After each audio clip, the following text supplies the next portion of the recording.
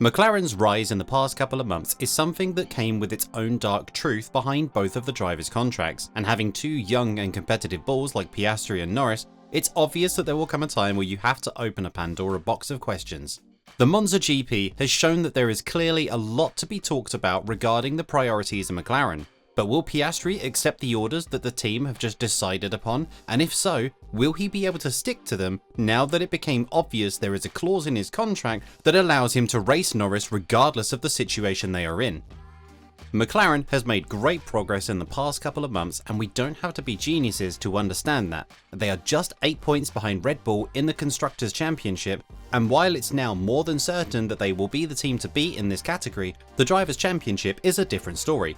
Mathematically, both McLaren drivers are able to compete with Verstappen at the top, but with Norris being closer, the team needs to make a harsh decision when it comes to team orders, and Stella has spoken about this ahead of the Azerbaijan GP.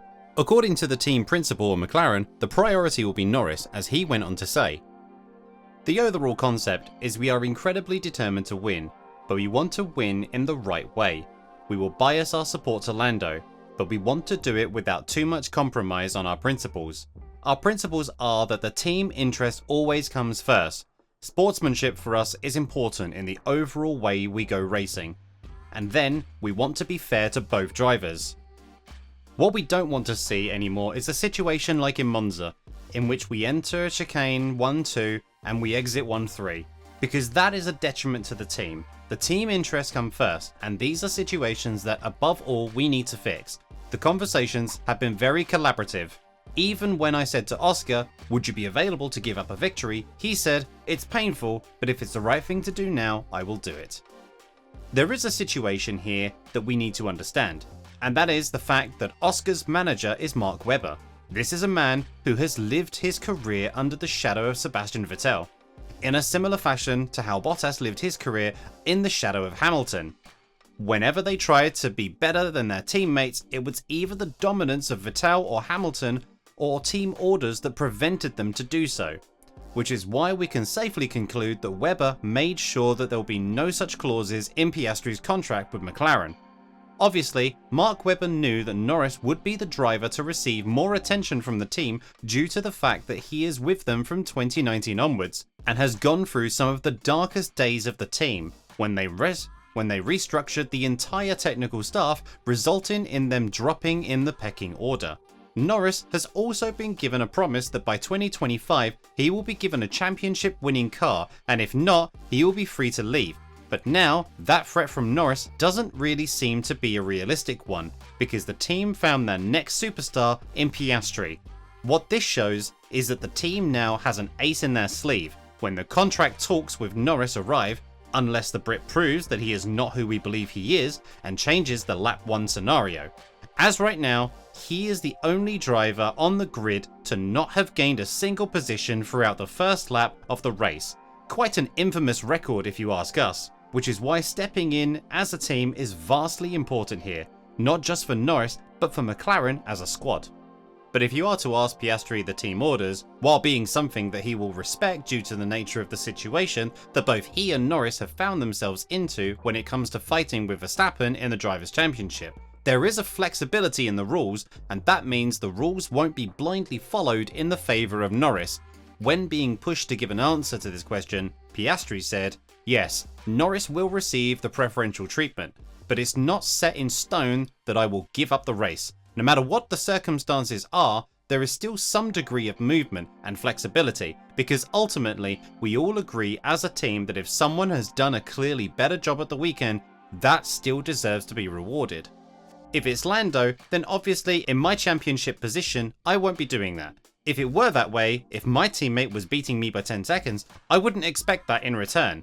I think we are all very aligned on that, and ultimately, it will be the team's call." Furthermore, Oscar went on to say that in Monza, the race was not lost because of what happened in turn 4. Quite the contrary. It was lost because of the strategy that Ferrari made against his team, something that worked perfectly for the Maranello squad. But as a team, McLaren understood that there needs to be something done to a greater extent if they want to have a shot at the Drivers' Championship, because there is only place for one winner. And ultimately, McLaren is not in a position of Mercedes back in 2016, when the most competitive drivers on the grid were Rosberg and Hamilton, and they had no competition other than themselves. Now, we've seen that poor tactics and miscalculated pit stops, as well as slight mistakes during qualifying, can be the main detriment between finishing first or fifth in the race, with teams like Ferrari, Mercedes and Red Bull eagerly waiting for those types of mistakes. Zack Brown has also spoken about the team orders, saying, "We're going to give it everything we've got. Oscar is going to do everything he can to help. You know, I'm fortunate, I have two #1 drivers. They are both awesome, but Lando is now in a position where he can mathematically see it and smell it. So we're going to work as a team to see what we can do to help Lando. We are going to do it a race at a time. In 2 races we have closed the gap. We will keep working as a team. If in a couple races Max has won and Lando got a DNF, then we will go back to letting him go." Piastri, however, insists that the rules that the team has agreed on will not disable him from fighting for race wins, even though the space from P1 to P2 brings the biggest difference in points, 7. If McLaren loses the Drivers' Championship in this interval, they will know that they have no one but themselves to blame. But it seems like this is a lesson that Piastri won't learn in the remainder of 2024, as he then went on to say, "The rules still need some more discussion, but I think the main point is that it's not just me pulling over for Lando at every single race. That is how none of us, including Lando, want to go racing. Trying to go through all the scenarios is impossible, and of course, we don't want to discuss that publicly. It is not simply a blanket, I'm going to be behind Lando in every single race and every decision that is taken here on out, because I still have things I want to achieve in the championship and try to boost my standings in the championship." The situation has also been elaborated by Nico Rosberg, who believes that the current situation in McLaren is not something that Piastri would love in the upcoming period, because it's obvious that there will be an intra-team battle between these two.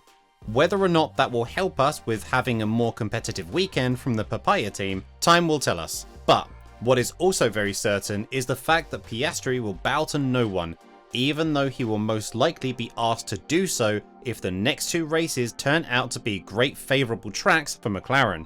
When talking about the entire McLaren situation, Rosberg went on to say, "It's hard though on Oscar, because in his contract, you will have a #1 contract, yeah? It won't say in his contract, you need to help Lando, and Oscar is driving brilliantly. So he deserves every opportunity just from his point of view to get race wins. Plus, let's also remember mathematically that he can still be a world champion. He is not that far behind Lando, around 40 points. So he is not that far behind, and it will be a hard ask on Oscar to start forfeiting race wins." This is something that Verstappen has commented on as well, saying that McLaren imposing team orders is something he understands from a racing point of view, but the fact that Piastri is closer to Norris than Norris is closer to him in the Drivers' Championship speaks volumes about where the priority of the teams should lay. And while it's going to be a very tough remainder of 2024, Zack Brown believes that both his drivers will finish the season in strong style with a sportsmanship that will most likely fade away from 2025 onwards, when everything starts from a clean slate. With all this in mind, do you think that McLaren has what it takes to implement these team orders properly? And if so, do you think that this will make Norris the most undeserving Formula 1 champion in the world? Let us know in the comments below.